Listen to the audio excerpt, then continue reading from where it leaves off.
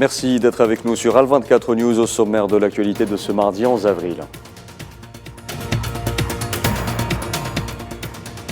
Énergie, le groupe pétrolier algérien Sonatrach annonce avoir réalisé 6 nouvelles découvertes d'hydrocarbures en effort propre durant le premier trimestre 2023 et démontre ainsi l'attractivité du domaine minier en Algérie.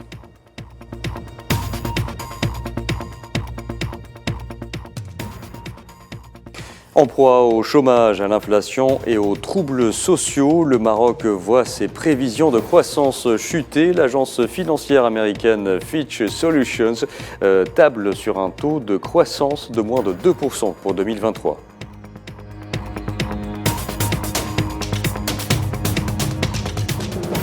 Téhéran annonce qu'une équipe iranienne se rendra en Arabie Saoudite dans les prochains jours pour préparer la réouverture de l'ambassade d'Iran, un rapprochement négocié par Pékin.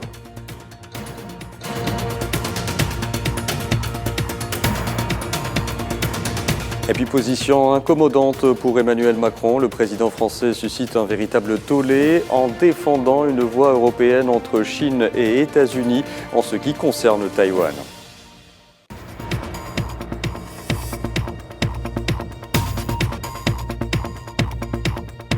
Bonjour à tous. Le président algérien Abdelmadjid Tebboune a reçu hier à Alger l'ambassadeur de la République socialiste du Vietnam, Nguyen Thanh Vinh, qui lui a rendu une visite d'adieu au terme de sa mission en Algérie.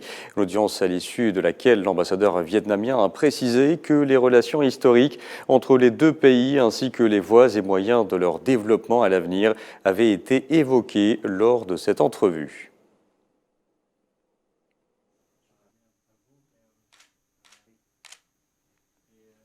J'ai eu l'honneur de discuter avec le président algérien de l'histoire spéciale entre le Vietnam et l'Algérie et de la façon dont on a pu développer nos relations.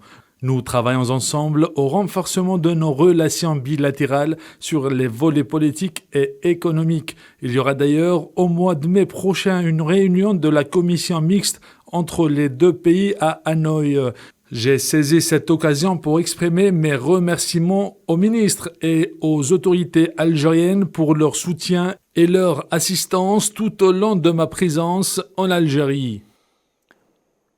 Le président algérien a reçu également l'ambassadrice de la République tchèque, Lenka Pokorná, qui lui a rendu une visite d'adieu au terme de sa mission en Algérie. À l'issue de l'audience, Pokorná a exprimé son regret de quitter l'Algérie après un mandat de 5 ans durant lequel les relations bilatérales ont été renforcées.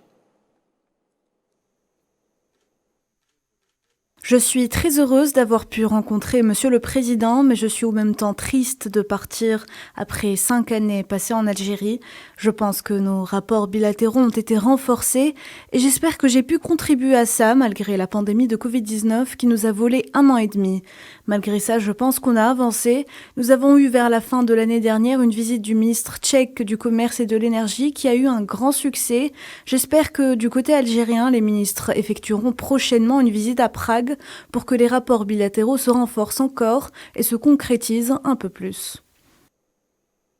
Et en évoquant la coopération bilatérale, Abdelmadjid Tebboune sera représenté à partir de ce mardi par le chef d'état-major de l'armée algérienne, le général d'armée Saïd Chengriha, à la 13e édition de l'exposition de la défense et de la sécurité prévue à Rio de Janeiro jusqu'au 14 avril. Une visite qui s'inscrit dans le cadre du renforcement de la coopération entre l'armée algérienne et les forces armées brésiliennes. Elle permettra également aux deux parties d'examiner les questions d'intérêt commun.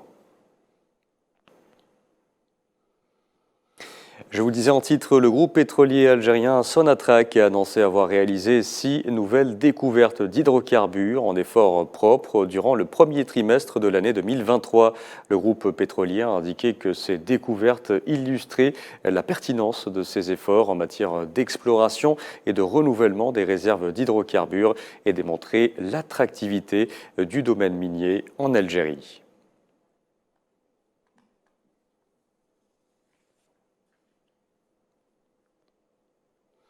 Je vous en parlais également en titre, c'est dans un climat social très tendu qu'un nouveau rapport est venu mettre à nu la vulnérabilité de l'économie marocaine. Cette fois-ci, il émane de l'agence foncière américaine Fitch Solutions qui a baissé ses prévisions de croissance économique pour le Maroc de 3,4 à 1,8% pour 2023. Détail avec Neila Hamouda. La situation économique ne cesse de se détériorer au Maroc avec des répercussions sociales incommensurables sur les populations, notamment les plus défavorisées. Les rapports des experts accablent le régime du Marzane. Les prévisions de la croissance économique connaîtront une baisse vertigineuse en 2023 selon le spécialiste international du risque crédit et de la macro-intelligence. L'agence financière américaine Fitch Solutions anticipe désormais une progression autour de 1,8% en 2023 sous l'impact de l'accélération de l'inflation à 7,8%, avec une accélération du resserrement monétaire qui porterait le taux directeur à 4,5% fin 2023 et d'une reprise modérée de la production agricole ainsi qu'une faible évolution de la demande adressée au Maroc par la zone euro. Une politique budgétaire expansionniste compense certains de ces vents contraires. Elle ne parviendra pas à stimuler de manière significative l'activité économique. Fitch s'attend ainsi à une augmentation des importations de produits agricoles et alimentaires en 2023, mais aussi à des importations de capitaux suite à une hausse des dépenses d'investissement du gouvernement. À cela s'ajoute l'accélération de l'inflation et la croissance molle du secteur agricole, ainsi que le chômage élevé. Ces facteurs pèseront considérablement sur le pouvoir d'achat des ménages. Le malaise social est de plus en plus profond, les fragilités et les vulnérabilités se sont amplifiées, ce qui a fait basculer une grande partie de la population marocaine de la précarité vers la pauvreté.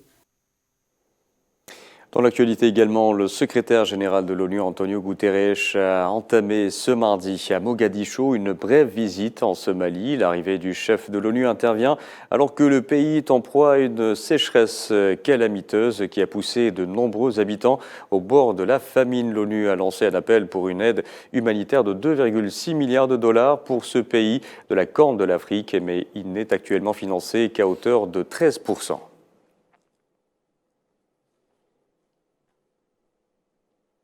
Je vous disais en titre, une équipe iranienne se rendra en Arabie Saoudite dans les prochains jours pour préparer la réouverture de l'ambassade d'Iran. C'est ce qu'a annoncé un porte-parole du ministère iranien des Affaires étrangères, précisant que l'Iran et l'Arabie Saoudite avaient rétabli leurs relations diplomatiques sur la base de l'accord négocié par la Chine entre les deux pays.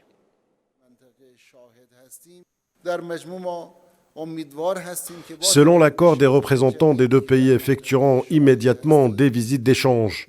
Des représentants d'Arabie Saoudite sont arrivés en Iran et une délégation iranienne se rendra en Arabie Saoudite dans les 2 ou 3 prochains jours. Avec la bonne volonté, la détermination et l'hospitalité du gouvernement chinois, l'Iran et l'Arabie Saoudite sont parvenus à un accord aussi important. Comme nous l'avons mentionné dans notre précédente déclaration conjointe, la Chine joue un rôle constructif sur cette question, ce que nous apprécions.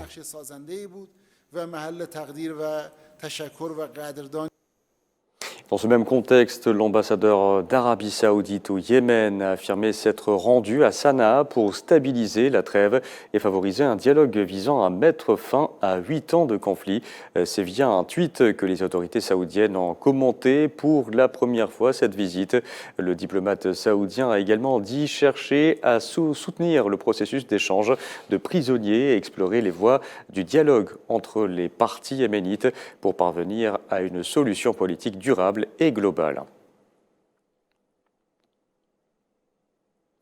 Position incommodante pour Emmanuel Macron. Le président français a suscité un véritable tollé en défendant une voie européenne entre Chine et États-Unis, estimant que l'Union européenne ne devait pas faire preuve de suivisme envers les États-Unis ou la Chine en ce qui concerne Taïwan. Nariman Zekar.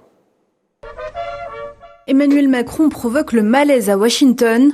De retour d'une visite de 3 jours en Chine où il a rencontré le président Xi Jinping, le chef d'État français a exhorté dans une interview l'Europe à ne pas être suiviste des États-Unis ni de la Chine sur la question de Taïwan. Plaidant pour que l'autonomie stratégique soit le combat de l'Europe, Emmanuel Macron a mis en garde dans un entretien contre une accélération de l'embrasement du duopole Chine-États-Unis au risque de ne plus avoir le temps ni les moyens de financer cette autonomie stratégique. Ces propos, prononcés à la veille du déclenchement des exercices militaires chinois autour de l'île, ont depuis suscité de nombreux commentaires. Alors que Macron a souligné l'importance de ne pas accélérer une crise à Taïwan, certains observateurs et experts dénoncent des déclarations contre-productives de nature, au contraire, à inciter une intervention chinoise pour reprendre le contrôle de l'île. Outre-Atlantique, la Maison-Blanche a été forcée de répondre. John Kirby, porte-parole du Conseil de sécurité nationale américain, a affirmé que les États-Unis sont à l'aise et ont confiance dans leur excellente relation bilatérale avec la France et dans la relation que le président Joe Biden entretient avec le président Macron. L'affaire reste à suivre.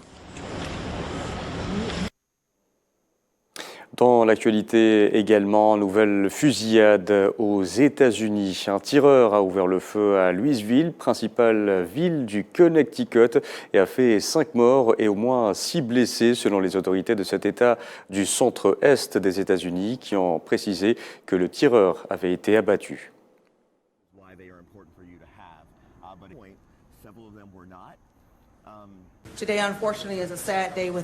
Aujourd'hui, malheureusement, est un triste jour dans notre ville. À 8h38, des coups de feu ont été tirés sur l'ancienne Banque nationale.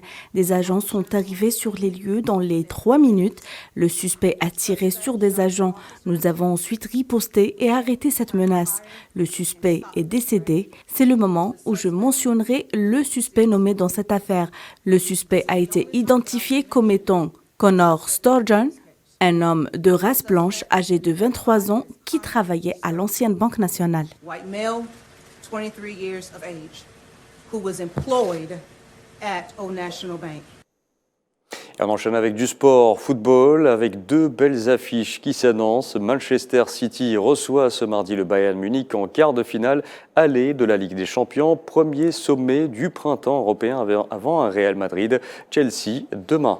Les détails avec Salah Faisal. La Ligue des Champions est de retour. Les premières affiches des quarts de finale aller seront jouées ce mardi. 2 matchs et 4 rêveurs d'une demi-finale. Le premier match, c'est du classique, pas besoin de présentation. Le Bayern joue Manchester City, 2 géants sur la scène européenne qui s'affrontent. Le Bayern s'est rendu à Manchester lundi après-midi sans l'international camerounais Eric Maxime Choupo-Moting, avec la nomination de Thomas Tuchel, nouvel entraîneur du Bayern, après le limogeage inattendu de Julian Nagelsmann. Le duo et la rivalité entre Pep Guardiola et Thomas Tuchel se poursuit. En Ligue des Champions, c'est l'Allemand qui a gagné la grande bataille face à l'Espagnol lors de la finale de 2021 au Dragao de Porto. Victoire de Chelsea face à Man City. On ne peut pas comparer. Je suis sûr qu'il y aura des moments où nous allons souffrir, où nous devrons nous asseoir pour défendre en bloc et essayer de les surmonter. Nous allons essayer de créer des moments où nous pourrons poser des problèmes à Man City et avoir de la possession parce que nous avons le talent dans notre équipe pour pouvoir le faire. Pep Guardiola devrait trouver la bonne formule face à son ancien club et surtout face à une équipe qui contient 2 joueurs qui les a entraînés à Man City, Sané et Cancelo, avant le match retour à l'Allianz Arena. De mon point de vue, le Bayern n'est pas une équipe construite pour penser au match retour. S'ils viennent ici, c'est pour gagner. D'après mon expérience, quand j'étais là-bas, j'avais le sentiment que peu importe que tu joues, tu dois être le Bayern Munich. Vous devez essayer de gagner tout simplement. Le deuxième match de la soirée sera très disputé lui aussi entre le sublime de cette Ligue des Champions, le Benfica Lisbonne, qui vise les premières demi-finales de son histoire et le premier championnat local depuis 2019 sous l'entraîneur allemand Roger Schmidt, prolongé jusqu'en 2026. L'Inter, quant à lui, est en quart de finale pour la première fois depuis qu'il a soulevé le trophée en 2010. Les Nerazzurri se sont envolés de Malpensa sans Milan Skriniar et Hakan Çalhanoğlu blessés. À Lisbonne, Benfica jouera sans Otamendi suspendu, Alexander va blessé, Grimaldo incertain. La clé de la victoire serait-elle les attaquants en forme Lukaku de l'Inter ou Ramos de Benfica? Une soirée où certains vivront le rêve, d'autres un cauchemar. Et bien entendu, nous reviendrons sur les résultats de ces matchs sur AL24 News. C'est la fin de ce journal. Merci de l'avoir suivi. Vous pouvez revoir ce programme sur le site d'AL24 News ou à travers nos différentes plateformes en scannant le QR code qui s'affiche en bas de votre écran. Excellent après-midi.